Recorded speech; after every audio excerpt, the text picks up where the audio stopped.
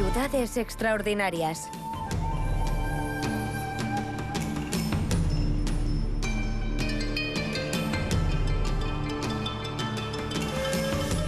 Phnom Penh. Erigida donde 4 ríos convergen, la ciudad de Phnom Penh, fundada en el siglo XV, se llamaba antiguamente Krong Chaktomuk, la ciudad de los 4 rostros. A día de hoy, más de 1,5 millones de habitantes viven en la ruidosa y frenética capital de Camboya.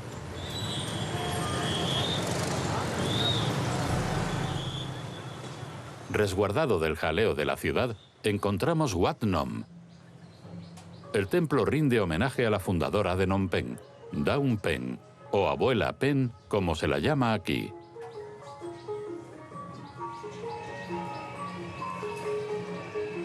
Cuenta la leyenda que descubrió estatuas de Buda a orillas del río Mekong y construyó este santuario en el siglo XIV para albergarlas. Los habitantes de la ciudad acuden aquí a pedir favores a los dioses y para que el Aktiar, el adivino del santuario, les revele su futuro. Has escapado a la muerte y el mal se volverá contra su creador. Tienes problemas en el trabajo, pero se resolverán bien.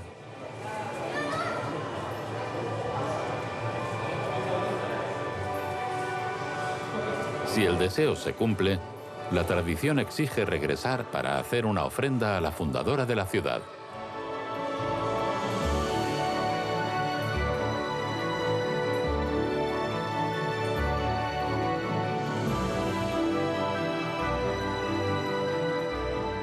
La construcción del Palacio Real de Phnom Penh concluyó a mediados del siglo XIX, cuando el rey Norodom I decidió trasladarse desde Udon, la antigua capital.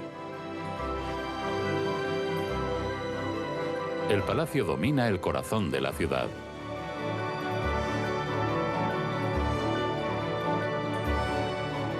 Aquí reside el actual rey de Camboya.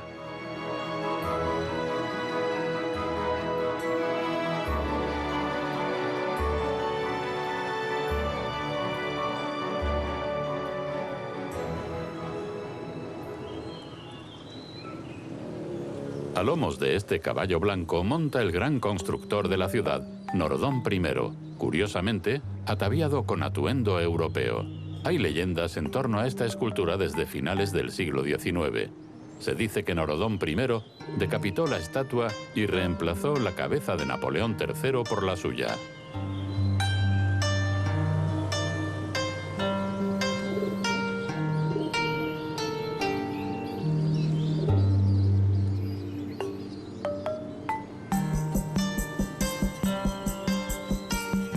Hoy día, el país está regido por una monarquía constitucional y la misma dinastía lleva en el trono más de 150 años. Uno de sus miembros dejó una huella particular en la historia del país, el rey Norodom Sihanouk, nacido en Phnom Penh en 1922. Su pueblo lo apodaba Rey Padre y él mismo llamaba a los camboyanos sus hijos. Su vida estuvo estrechamente relacionada con la historia de este país. Permaneció en Camboya pese a todas las dificultades que atravesó el país.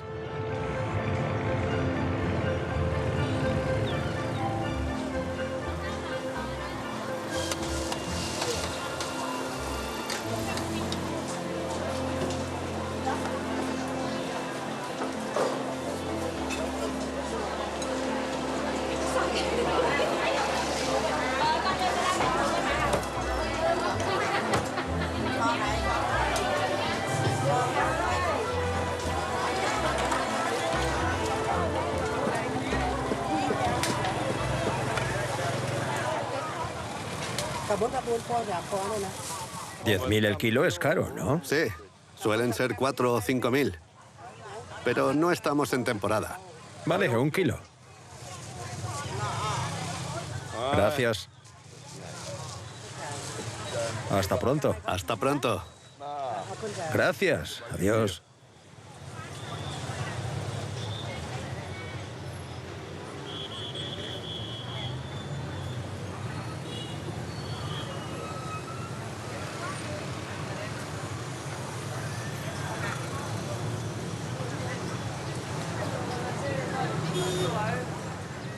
Estamos en la Place de la Poste, el núcleo del distrito francés. Más que una plaza, en realidad es una calle con edificios dispuestos de forma muy peculiar. Para el arquitecto Daniel Fabre, una plaza no debía ser industrial, es decir, cuadrada o rectangular, sino humanista. En función de la posición de uno, la vista cambia. Se centra en la visión de cada individuo. Los edificios simbolizan el poder de Francia. Está, por ejemplo, la oficina de correos y telégrafos de aquel entonces. Al fondo está el comisariado, al que se añadió un piso en los años 20. Pero la parte original, como el resto de edificios, se construyó entre 1889 y 97. Y finalmente el Gran Hotel, con una fachada trasera típica del siglo XVIII, donde se recibía a los invitados más ilustres del protectorado. Este es el corazón del distrito francés. Tras la Primera Guerra Mundial, casi 1 millón de franceses residían en Phnom Penh.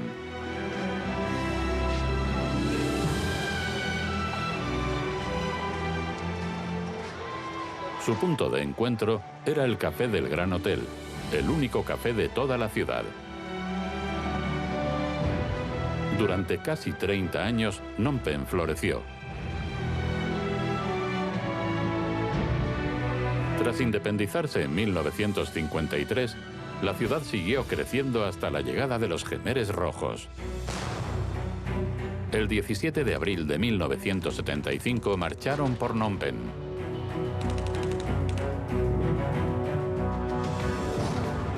No tardaron en dejar la capital casi sin población. La ciudad quedó abandonada más de 3 años.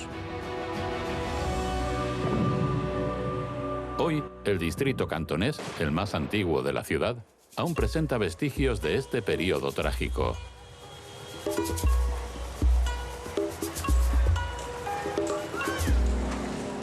Su repoblación tras la caída de los Khmeres rojos ha dado lugar a un paisaje urbano insólito.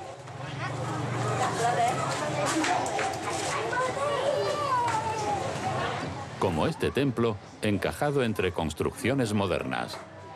Aquí tenemos el antiguo templo central chino, totalmente abandonado.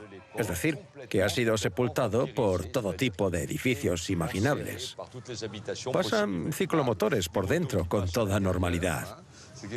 Si nos fijamos en el nombre del templo, el Palacio de la Montaña de Jade, y el uso de ese color verde, el azul, sabemos que es cantonés.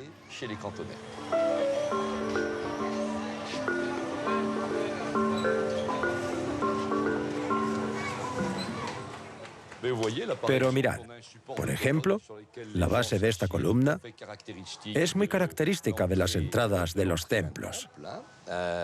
Y por aquí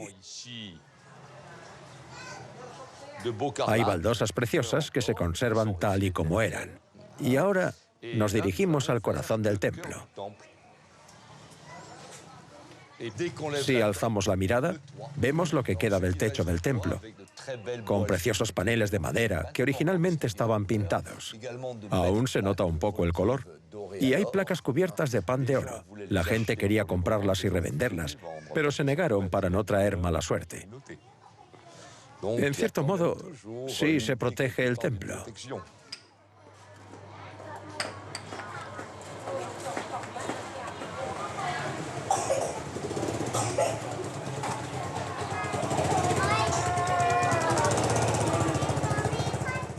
Estamos en una escuela.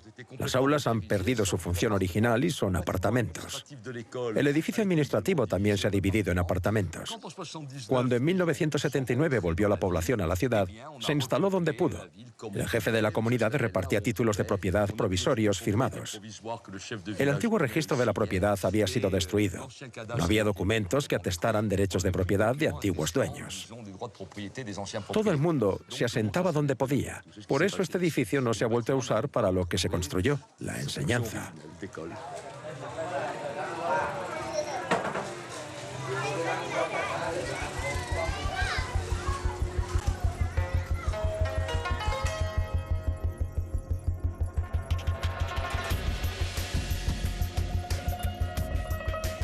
En el otro extremo de la ciudad, al norte del Palacio Real, se halla el Museo Nacional de Phnom Penh.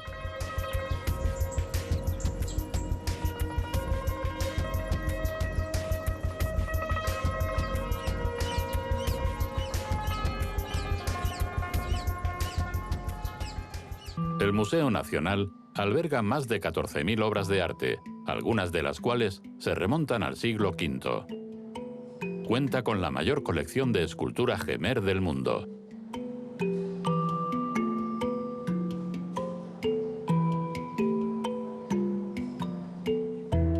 Como esta, supuestamente, de Yaiguaramán VII, el gran monarca y conquistador que reinó en el siglo XII. Dejó una huella importante en el célebre complejo de Angkor, donde fue hallada la escultura.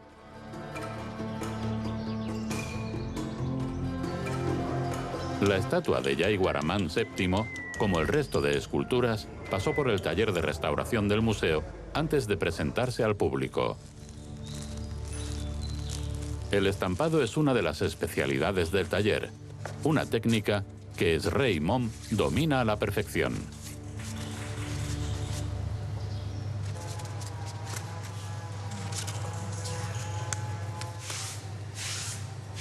Hoy la joven debe reproducir inscripciones grabadas en esta estela de un templo de Angkor, un objeto raro que data del siglo X.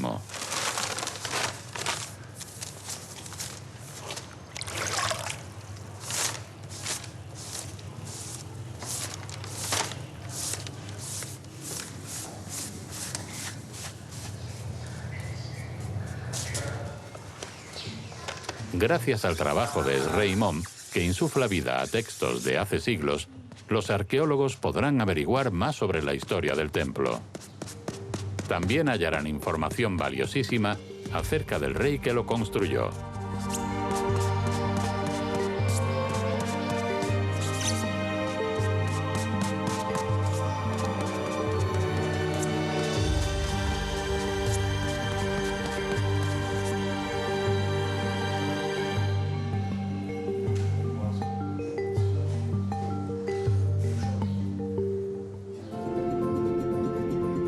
Entre los siglos IX y XIV, los reyes Khmeres dominaban esta zona del planeta. Es imposible hablar de cultura e historia Khmer sin remontarse a los orígenes de Camboya. Orgullo de toda la nación y durante mucho tiempo olvidado en el corazón de la jungla, se halla el complejo extraordinario de Angkor, la antigua capital. Aquí vivían más de 1 millón de personas. Su superficie abarca más de 400 kilómetros cuadrados, 4 veces el tamaño de una ciudad como París.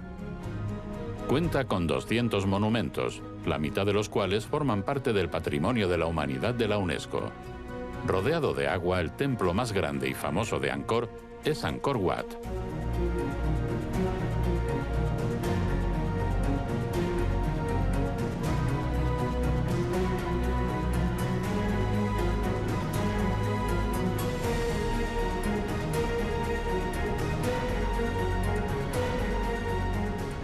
Su sistema hídrico es una de las claves de la prosperidad y longevidad de Angkor. Procuraba agua a los edificios y permitía varias cosechas de arroz anuales. Millones de visitantes acuden al templo cada año.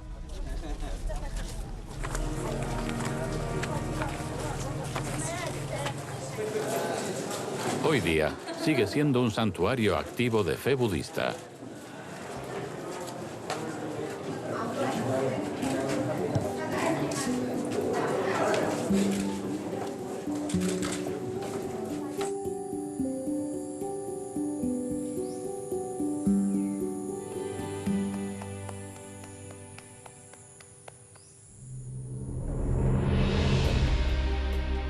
Demasiado ocupados empezando guerras, los Khmeres no lograron mantener el sistema hídrico que les daba la vida. Angkor Wat y el resto del complejo se fue desvaneciendo y la capital quedó totalmente abandonada a principios del siglo XV. En el corazón del bosque se halla un ejemplo de templo de montaña de extraordinaria belleza, con su estilo característico de la arquitectura Khmer.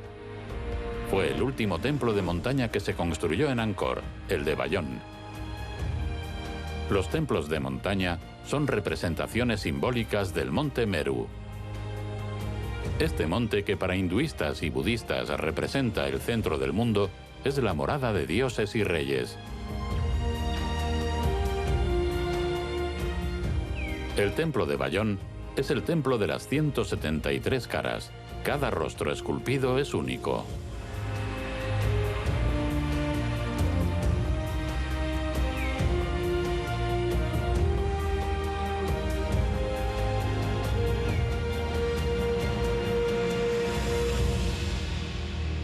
Otra maravilla de Bayón son los bajorrelieves esculpidos que adornan las murallas del templo.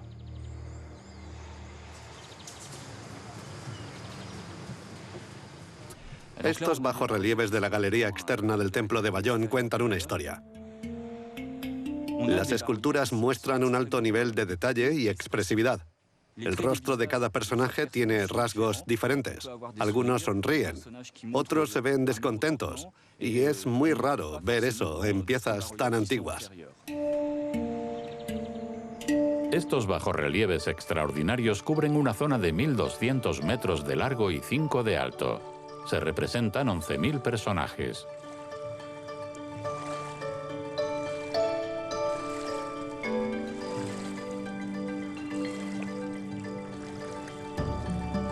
Ilustran las grandes batallas navales del lago Tonlé Sap. Los escultores también mostraron la vida cotidiana del pueblo jemer a finales del siglo XVII. Aquí hay una escena de cocina. Vemos un horno pequeño y la olla en la que se cuece el arroz. Hay brochetas de pescado con mucho detalle. Aquí tenemos un edificio que nos da una idea del tipo de casas que había entonces. Hay azulejos y tejas decoradas. Así que sería alguien bastante rico. Seguramente en estos sacos se almacenaba arroz. Aquí se muestra cómo se transporta el arroz. Justo al lado vemos a esta mujer jemer que está dando a luz con la ayuda de sus vecinas, que hacen de comadronas. También podemos admirar los bailes que las apsaras ejecutaban para los dioses, un arte que, plasmado en esta piedra, se ha perpetuado siglos.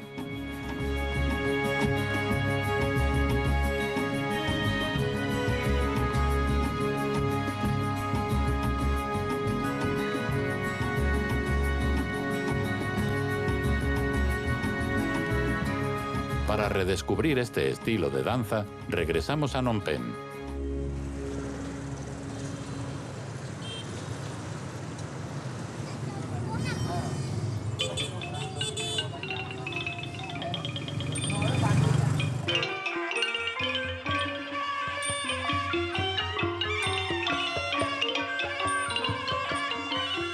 La princesa Bopa Devi, hija de Norodom Sihanouk, se convirtió en bailarina estrella del Ballet Real de Camboya con 18 años. Pasó más de 30 años actuando en escenarios de todo el mundo. Hoy es la ilustre representante de un arte que casi ha desaparecido.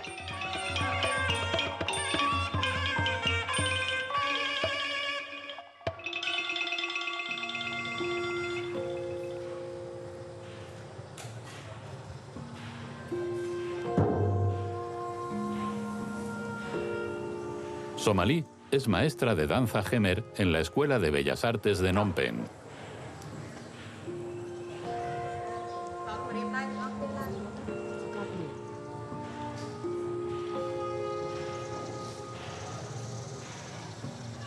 Es de las pocas bailarinas tradicionales que lograron escapar a los jemeres rojos.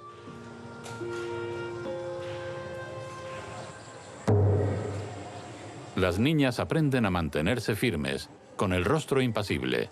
En la danza jemer, solo las manos y pies manifiestan emociones. Todas las posiciones expresan un sentimiento y cada gesto una palabra. Este ejercicio trabaja la flexibilidad de dedos y muñecas y el codo. Hay que presionar el codo sobre la rodilla y separar bien los hombros. Pasa el reverso de la muñeca bajo el tobillo y dóblala tirando con la otra mano. Mantén la cadera firme y abre los hombros. Son ejercicios muy complejos porque obligan al cuerpo a adoptar posturas poco naturales. Normalmente, los brazos y manos están así, hacia adelante. Pero en la danza tradicional jemer hay que hacer lo contrario, es decir, llevar las manos hacia atrás. Estos ejercicios pueden causar lesiones graves. Solo es posible ejecutar esta danza cuando se adquiere una flexibilidad extraordinaria. Barbilla arriba.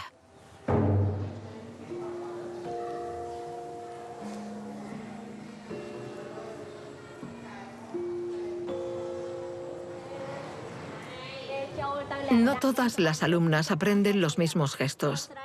Las bailarinas que representan a mujeres deben mantener las manos unidas, mientras que las bailarinas que representan a hombres separan más las manos, así. Música.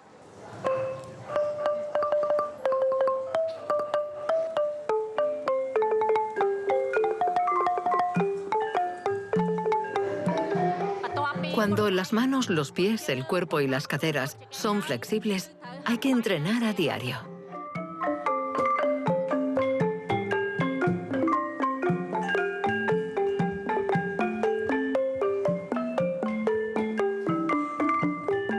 La danza tradicional Khmer cuenta con un repertorio de unos 4.500 gestos.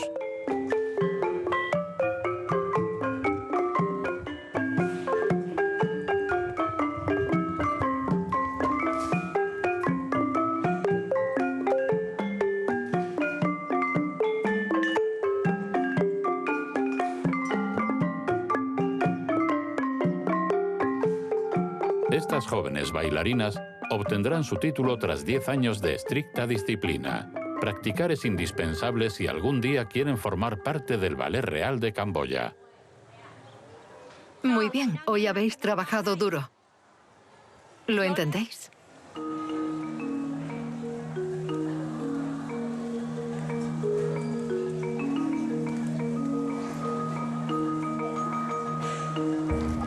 El sueño de estas jóvenes es formar parte del Ballet Real. Hoy se preparan para ensayar antes de una actuación en la que realizarán una danza que se practica en Camboya desde hace más de 1000 años.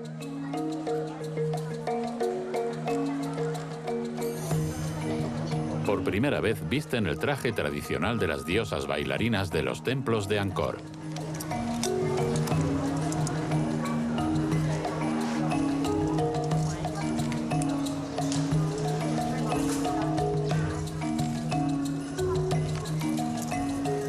Originalmente, las apsaras que llevaban este traje bailaban para comunicarse con los dioses.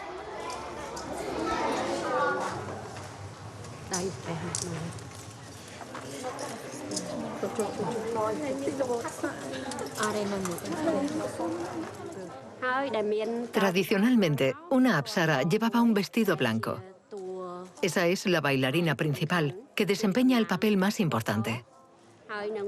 Pero hay 3 colores más: el azul, el rojo y el verde. El blanco representa al diamante, más concretamente la luz reflejada en un diamante. El azul representa una piedra muy preciada, el zafiro. El rojo es el rubí y el verde la esmeralda.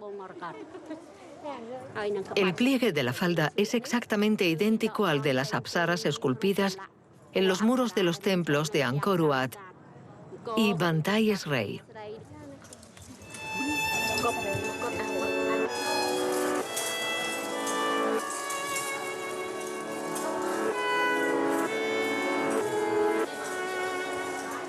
Vuelve ahí.